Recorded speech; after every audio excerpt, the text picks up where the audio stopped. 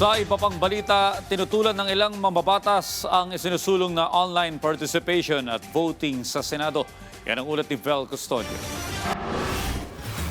Tuto ng ilang mga mambabatas ng Kamara sa isinusulong ni Senador Rodante Marcoleta na payagan ng online participation at voting sa Senado. Komento ni House Prosecutor at Manila 3rd District Representative Joel Chua na kasama sa inoobserbahan sa impeachment trial ay ang kilos ng miyembro o testigo.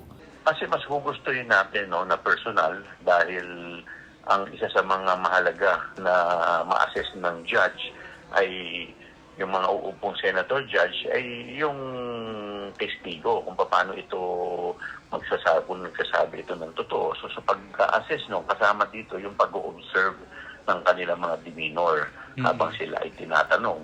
So kung wala sila doon, wala ang kanilang presensya, so paano nila ito ma-oobserbahan ng maayos. Kaya mas maganda talaga kung nandoon sila at siguro mas maganda rin kung ang presensya nila ay nandoon kung magbobotohan. Ayon naman kay ACT Teachers Party List Representative Antonio Tinio, self-serving ang talakayan sa Senado para payagan ang online voting.